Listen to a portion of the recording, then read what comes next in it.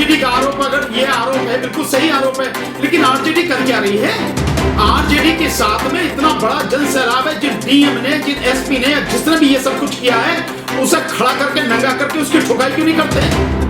क्यों नहीं करते वो ये सारी चीजें? जब उनको मालूम है कि एक अधिकारी तुम्हारे सामने बेईमानी कर रहा है, तुम्हारे साथ पूरे बिहार का जन समर्थन जबरदस्त तरीके से खड़ा है, जाति धर्म संप्रदाय के सारे बंदरों को तोड़कर बिहार का पूरा यूथ तेजस्वी के साथ में खड़ा है, और तुम चुप बैठ, कोर्ट में आप जाएंगे, कोर्ट उसको नोटिस भेजेगी, नोटिस भेजने के बाद उसका जवाब आएगा, जवाब आएगा नहीं आएगा, कितने दिन में आएगा, फिर वो समय मांगे, फिर कब वो उसके लिए होगा, इसी में सालों निकल जाएंगे, 5 साल पूरे हो जाएंगे। आप इस देश के जितने इलेक्शन पिटीशन पड़े हैं सुप्रीम कोर्ट में, हाई कोर्ट में और नीचे की डिस्ट्रिक्ट कोर्ट,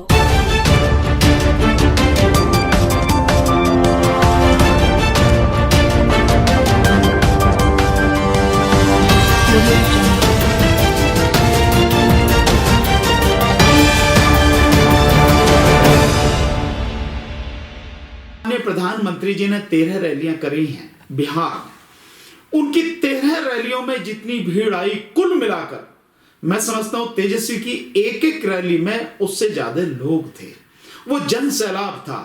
फिर कैसे हो सकता है कि बीजेपी की सीटें 5% वोट उनकी कम हो गई, सीटें उनकी करीब 20-25 बढ़ गई? कैसे संभव हो सकता है? तो वो सब कुछ सामने है कि गड़बड़ी हुई है, गड़बड़ी की गई है। अन्यथा जो जितनी सीटें पहले थी, 5% वोटें कम होने के बाद तो उसकी आधी रह जाती, सीटें आधी भी नहीं होती, ये स्थिति हो जाती। दोनों मिला के 50-60 टोटल अगर सीट ये ले पाते जेडीयू और ये भी बड़ी बात होती। लेकिन आप देख रहे हैं कि 125 सीटें लाके और वो सरकार बना रहे हैं। तो जो भी कुछ है, न केवल ईवीएम में धांधली है, वीवीपैट में धांधली है, और आपने देखा होगा कि जो पोस्टल बैलेट के साथ में धांधली की गई है वो भी एक धांधली है, और वो प्रशासनिक अमले के माध्यम से की गई है, उसके द्वारा की गई है। मुख्यमंत्री आवास से जो है ये सारी चीजें किस तरह से कंट्रोल हुई हैं वो सबके सामने है।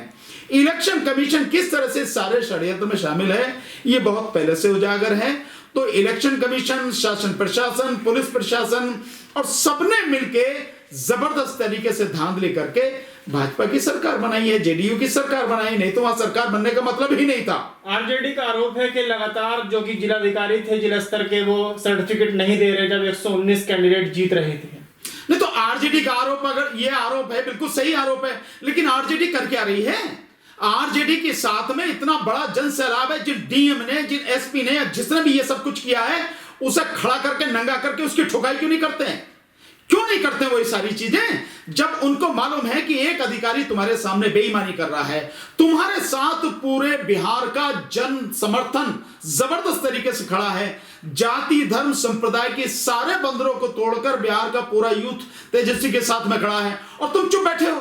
तुम्हारे रहते रहते तुम्हारी आंखों के सामने उन्होंने सरकार बना ली, वो मौज ले रहे हैं, और तुम जिसके पास इतना जबरदस्त जन समर्थन है, तुम आराम से बैठे हुए हो, सरकार बन गई दूसरे की, और तुम कुछ भी नहीं कर पा रहे। क्यों नहीं कर पा रहे? जब तुम कह रहे हो कि डीएम ने सर्टिफिकेट नहीं दिया, जितने भी तुम्हारे जो कैंडिडेट हैं उनको सर्टिफिकेट नहीं दिया, जितने भी जिलाधिकारी हैं, घेरो सबको, पूरा बिहार तुम्हारे साथ में, पूरा यूथ तुम्हारे साथ में, क्यों किसी को छोड़ रहे हो तुम? इलेक्शन कमीशन का घेराव करो, इलेक्शन ऑफिसर का घेराव करो, पूरे बिहार को जाम कर दो। अगर आप ये नहीं कर सकते तो काहे को राजनीति में आए? बैठो अपने घर। ये जो चीजें हैं, देखिए दूसरी पार्टी जब सारी सीमाएं बदतमीजी की और बेईमानी की पार कर चुकी है, आप कैसे लड़ेंगे? फिर तो यही है कि आप जबरदस्त तरीके से संघर्ष कीजिए। जब लोग आपके साथ में, तो आप क्यों डर रहे हैं? 2019 का चुनाव मोदी सरकार जीती थी, हमने विपक्ष को देखा था, राष्ट्रपति से मिले थे, ज्ञापन दिया था ईवीएम को लेकर। क्या ईवीएम को लेकर एक बार फिर अपोजिशन इकट्ठा होगा? नहीं, अपोजिशन मुझे नहीं लगता कि ईवीएम को लेकर इकट्ठा होगा, क्योंकि अगर अपोजिशन इकट्ठा होता तो हो जाता कब का।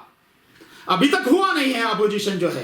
अपोजिशन में कहीं ना कहीं उसकी क्या कमजोरी है, क्या कमियां हैं, मैं नहीं कह सकता उस विषय में, लेकिन अपोजिशन निश्चित रूप से इकट्ठा नहीं है।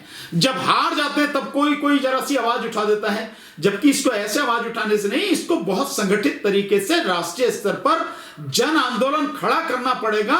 सरकार को इतना जवाब में लाना पड़ेगा कि सरकार संसद में संशोधन बिल लाके, इस जो पीपल्स रिप्रेजेंटेशन एक्ट है, जन प्रतिनिधित्व कानून 1961 है, जिसके माध्यम से ईवीएम ये इस्तेमाल हो रही है, उसको हटा के बैलेट पेपर लाए, तभी कुछ हो सकता है। बिना उसके नहीं होगा, संसद में ही संशोधन करना पड़ेगा। 21 विधायकों ने मोर्चा खोल दिया है, वो कह रहे हैं तेरे साथ कोर्ट जाएंगे। नहीं, मोर्चा आप खोल लें, वो कह रहे हैं कि कोर्ट जाएंगे, भाई बढ़िया बात है, आप जाइए कोर्ट, कौन आपको कोर्ट जाने से रोक रहा है? लेकिन आप कोर्ट का पीछे का आप लोगों का अनुभव क्या है, उससे भी तो देखिए आप। ये केवल अपने आप को और जनता को मूर्ख बनाने वाली बात है। कोर्ट में आप जाएंगे, कोर्ट उसको नोटिस भेजेगी, नोटिस भेजने के बाद उसका जवाब आएगा, जवाब आएगा नहीं आएगा, कितने दिन में आएगा, फिर वो समय मांगे, फिर कब वो उसके लिए होगा, इसी में सालों निकल जाएंगे, 5 साल पूरे हो जाएंगे।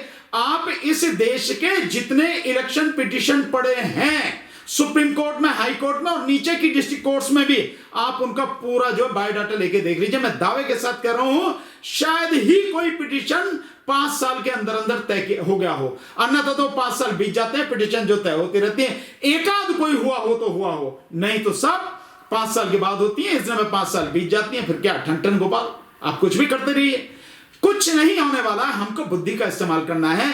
और जिस देश में, जिस सरकार ने, जिस शासन प्रशासन ने बेईमानी जिसकी रग रग में घुस चुकी है और उसने ठान लिया है कि मैं ईवीएम में धांधली करूंगा, यहां धांधली करूंगा, वहां धांधली करूंगा, उसका केवल एक इलाज है, उन्हें घेरो, घेर के जबरदस्त तरीके से विरोध होना चाहिए, उनका रास्ता जाम कर दो, निकलने ना दो उन्हें। सड़क पर आंदोलन ही इस बात का इलाज है, दूसरा कोई इलाज है नहीं। कोई कुछ भी कह ले, मैं उससे सहमत नहीं, मैं नहीं मानता, क्योंकि अदालतें अगर इतना बढ़िया काम करती तो ये गंदगी फैलती ही नहीं, ऐसा हुआ तो है नहीं। लेकिन बिहार में जो चुनाव हुआ उसके बाद से जेडीयू की सीट पर एक विधानसभा को चुनाव लड़ी महिला प्रेसिडेंट भी रही, उन्होंने इस्तीफा दे दिया चुनाव के बाद। ठीक है, उनकी अपनी कॉन्शियस अलाउ नहीं करती कि भाई मैं जो जीती हूं, या तो मतलब मैं जीती हूं वो बेईमानी से जीती हो सकती हूं, या मैं समझती हूं कि जीतने के बाद भी जो सरकार बन रही है वही सरकार बीजेपी के साथ में जो मिलकर बन रही है, या यूं कहो कि बीजेपी की ही जो सरकार है, कहने के लिए नीतीश मुख्यमंत्री हैं, तो उस पार्टी ने, बीजेपी ने जेडीयू को हराने में, नीतीश कुमार को हराने में कोई कसर तो छोड़ी नहीं। जिस तरह की उन्होंने सारी रणनीति बनाई, ये अलग बात है कि ये सारी सिचुएशन हो गई और उनको नीतीश कुमार को मुख्यमंत्री बनाना पड़ा, पर मुख्यमंत्री बनाया गया, 2 उप मुख्यमंत्री बीजेपी के हैं, 5-5 उनके अपने मंत्री हैं, तो एक तरह से कंट्रोल उनके हाथ में रहेगा। तो उनकी कॉन्शियस कहीं जाग गई होगी, तो उन्होंने दिया इसलिए इस्तीफा के भाई इनके साथ में रहने से क्या फायदा, बाकी और क्या हो सकता है कारण, ये तो वही बता सकती है। 15 मंत्री बने हैं, जिसमें 7 बीजेपी के हैं, 6 जदयू के हैं, 1 वीआईपी का, 1 हिंदुस्तान आवाम मोर्चा का। तो आपको लगता है नीतीश का कद छोटा हुआ इंडिया में? नहीं, नीतीश का कद तो उसी दिन छोटा हो गया। देखिए, कद उसी का बड़ा होता है जिसका चरित्र बड़ा हो, नैतिकता जिसकी जो है जिंदा हो, जिसका ईमान जिंदा हो। जब आपके अंदर ये सारी चीजें नहीं हैं तो आपका कद वैसे ही छोटा है। दूसरा, जब जनता ने आपको नकार दिया तो आपका कद कहां रहा? आपका कद बड़ा होता जनता से। राजनीति में किसी व्यक्ति का कद बड़ा होता है जो आचरण, उसका व्यवहार, उसके अलावा जो होता है वो जनता के समर्थन से, जनता के सहयोग से होता है। बिहार की जनता ने आपको पूरी तरह नकार दिया, तो जब बिहार की जनता ने नकार दिया तो आपका कद कहां रहा? कोई कद नहीं है। लेकिन आपके अंदर सत्ता का लालच इस कदर भरा हुआ है कि आप सत्ता से दूर रह नहीं सकते।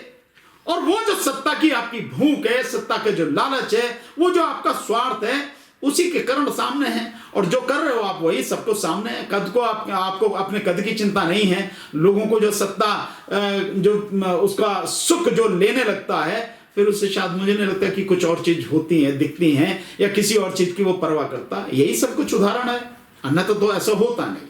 पश्चिम बंगाल के चुनाव होने, उत्तर प्रदेश के चुनाव होने, ऐसे में क्या विपक्षी पार्टी को इसके खिलाफ एक मोर्चा खोलना, देश भर में एक आंदोलन होना चाहिए? बिल्कुल होना चाहिए। मैं मानता हूं कि आदरणीय ममता जी को पश्चिम बंगाल में इतना जबरदस्त ईवीएम के विरोध में आंदोलन करना चाहिए ताकि ईवीएम से चुनाव वहां हो ना पाए वो किसी भी हालत में, क्योंकि वो मुख्यमंत्री है, एक बड़ा प्रदेश है, जबरदस्त तरीके से जनता उनके साथ में है।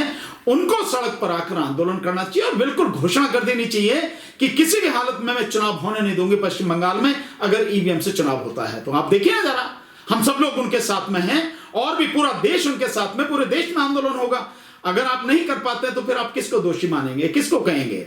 भाई वो तो जो करने वाले वो तो कर ही रहे हैं, तुम उसका विरोध किस ईमानदारी से कर रहे हो, किस स्तर पर कर रहे हो, ये भी देखने की और सोचने की बात है। और मैं दावे के साथ कह सकता हूं जिस तरह से 2019 के चुनाव में बीजेपी की पता नहीं 18 के लगभग सीटें आई हैं एमपी की, इतनी सीटें ले जाना, 42 में से इतनी सीटें वहां ले जाना, और आप समझ रहे हैं कि इस जो चुनाव अब ये होगा, राज्य का जो चुनाव होगा विधानसभा का, इसमें बीजेपी कुछ नहीं करेगी, निश्चित रूप से करेगी। बीजेपी हर सूरत में चाहेगी कि पश्चिम बंगाल में सरकार बने उसके, और जब तक ईवीएम उसके पास में है वो सब कुछ कर सकती है, सरकार बना सकती है, कोई उसके लिए बड़ी बात नहीं है। तो अगर आप उसको रोकेंगे नहीं, जो जड़ है, जो बीमारी है, उस बीमारी पर ही आप कुठाराघात नहीं करोगे। वो जो कारण है इस गंदगी के फैलने का, उस कारण को ही अगर आप टारगेट नहीं करेंगे, उसको दूर नहीं करेंगे, तो फिर आप कैसे बच पाएंगे। सुशील मोदी को डिप्टी सीएम नहीं बनाया गया, कहा जा रहा है कि राज्यसभा जाएंगे। ये उनका अपना मसला है, इसमें मैं कुछ नहीं कहूंगा। उत्तर प्रदेश में जब उपचुनाव हुए भी हाल ही में, तो बीजेपी 7 सीटें जीतती है, समाजवादी पार्टी सीटें जीतती है, तो यहाँ भी लगता है ईवीएम का कुछ खेल है। निश्चित रूप से देखिए, खेल उनका हर जगह है, खेल उनका ऐसा नहीं केवल एक जगह है, हर जगह है। यहां क्यों करेंगे वो? आप कहेंगे भाई 7 सीटों में क्या करने की जरूरत है? निश्चित रूप से यह करने की जरूरत है कि आप ये संदेश देना चाहते हैं कि लॉकडाउन में जितना सब कुछ हुआ, जितना हल्ला सब लोगों ने मचाया सोशल मीडिया पे, वो सब झूठ था, बेकार था, कुछ नहीं था। अगर वो सब सच होता तो लोग हमें क्यों वोट देते? इसलिए इस बात को साबित करने के लिए कि लॉकडाउन का कोई भी एडवर्स इफेक्ट बीजेपी पर नहीं है, उन्होंने वो धांधली की है और ये 7 में से 6 सीटें जीती हैं। अगर 7 की 7 जीतते तो बहुत जबरदस्त उनके खिलाफ मतलब ये बात हो सकती थी, पर क्योंकि 1 सीट हार गए हैं वो, तो वो सब इसलिए है कि ताकि मामला जोर ना पकड़े, उछले नहीं, अन्यथा इसका और कोई कारण है नहीं। मैं दावे के साथ कह रहा हूं, बिल्कुल फ्री फेयर आप इलेक्शन करा लीजिए और बैलेट पेपर से करा लीजिए। बीजेपी उत्तर प्रदेश की 403 विधानसभाओं में से अगर 50 सीटें भी जीत जाए, जीत नहीं सकते हैं आप, तो मतलब इनकी बात कर रहे हैं जो सत्ता में बैठे हैं 325 सीटें लेके, हो नहीं सकता। पर क्योंकि लॉकडाउन में जबरदस्त तरीके से विरोध हुआ, उत्तर प्रदेश ने श्रम कानूनों को खत्म किया, मजदूर खपा हैं, उत्तर प्रदेश के बहुत बड़े मात्रा में प्रवासी मजदूर आए हैं, वो प्रवासी मजदूर वहां पर आए हैं और उत्तर प्रदेश, उनकी बुरी हालत है, उनको खाने के लिए खाना ढंग से नहीं मिला है, भूखे मर रहे हैं, रोटी नहीं है उनके पास में, नौकरी उनकी चली गई है। ये जबरदस्त विरोध जनता में है, हर तरफ है विरोध। उसको वो करने के लिए कि नहीं इसका कोई असर नहीं है, ये सीटों में घालमेल किया गया। यही नहीं, जो आपके मध्य प्रदेश में हुआ है वो भी वहां 28 में से जो 18 सीटें वो जीते, वहां भी यही सारा सब कुछ है। वो सब घोटाला है, इससे किसी को कोई वो होना नहीं चाहिए। बल्कि वहां के मध्य प्रदेश की तो एक वीडियो इस तरह की आ रही है एक नेता की, कि वो तो घूम रहे थे कि बता भैया कितनी सीट जीतनी है, हम कितने पैसे लेके टारगेट कर रहे हैं। हमने कहा भाई चाहे कुछ भी हो, हम तो अपने दम पे जीतेंगे। कांग्रेस वालों की वीडियो है, अब देखो सोशल मीडिया पे चल रही है, समझे ना। तो ये जो सारी चीजें हैं, इन सबको ध्यान में रखना पड़ेगा। और मैं आपको बता रहा हूं, उत्तर प्रदेश में जो चुनाव 2022 में होगा, उस चुनाव में अगर ईवीएम इस्तेमाल हुई तो आप बीजेपी को यहां से नहीं हटा सकते। हम लोग इसीलिए हमने इस बिहार के चुनाव से पहले भी ये बात की थी, हमने पहले करीब 1.5 साल से हम लगातार ये बात कर रहे हैं। 30 मई 2019 को जब इस मोदी सरकार ने दूसरी बार शपथ ली, हम तभी से ईवीएम का विरोध कर रहे हैं और आज भी हम लगातार विरोध कर रहे हैं। जो 26 तारीख को इसी 26 नवंबर को दिल्ली में जंतर मंतर पर 2 बजे से हम जबरदस्त उसका विरोध प्रदर्शन कर रहे हैं। और केवल ईवीएम मुद्दा नहीं, ईवीएम टॉप पर है मुद्दा, वो पहली प्रायोरिटी है, लेकिन उसके अलावा और भी सारे मुद्दे हैं। सीए एनआरसी का मुद्दा हो, यूएपीए कानून हो, एनएसए कानून हो, निजीकरण हो, श्रमिकों का मामला हो, किसानों का मामला हो, महिलाओं का मामला हो, जो चिकित्सा सुविधाएं पूरी तरह से खत्म हो गई हैं उनका मामला हो, सारे मामले हैं। जो पेंशन है कि एक बार तो विधायक एक बार रह जाता तो उसे पेंशन मिलती रहती जीवन भर, चाहे एक दिन के ले रहा हो, और अगर 5 बार 6 बार वो विधायक हो तो 5-6 पेंशन मिलती है। जबकि जो सरकारी कर्मचारी 30 से 35 साल जो है नौकरी करता है, आपने उसकी पेंशन ही खत्म कर दी है। ये भी मुद्दे हैं। सारे मुद्दों को लेकर 26 नवंबर को 2 बजे 26 नवंबर इसी को 2 बजे हम लोग जंतर मंतर पर कार्यक्रम कर रहे हैं। सब लोगों से निवेदन आया, और केवल यही नहीं, हम इस आंदोलन को आगे भी ले जाएंगे ताकि कम से कम हमारी कोशिश तो यह रहेगी कि पश्चिम बंगाल में भी ना हो। ममता दीदी ने अगर साथ में दिया तो बहुत ही अच्छी बात है, नहीं भी हुआ तो हम अपनी तरफ से विरोध जारी रखेंगे और हमारी कोशिश रहेगी कि उत्तर प्रदेश में चुनाव ईवीएम से ना हो पाए। हम उसके लिए आखिरी सवाल, नीतीश कुमार क्या एनडीए के 5 साल तक मुख्यमंत्री बने रहेंगे बिहार में? कह नहीं सकते, क्योंकि बीजेपी का जो अपना तरीका है, कब टंगड़ी मार दे कब क्या कर दे आप कुछ नहीं कह सकते हैं। तो ये तो आने वाला भविष्य तय करेगा क्या रहेंगे। लेकिन एक बात मैं जरूर कहूंगा, नीतीश कुमार जी ने अपने जीवन में एक कहते हैं इंसान को एक मौका मिलता है तरक्की की, मतलब चरम सीमा पर पहुंचने का, वो उन्होंने खो दिया। नीतीश कुमार न केवल बिहार में बल्कि पूरे देश में पूजे जाते हैं अगर वो एक कदम उठाते हैं, पर सत्ता के लालच ने उन्हें वो कदम उठाने से रोक दिया।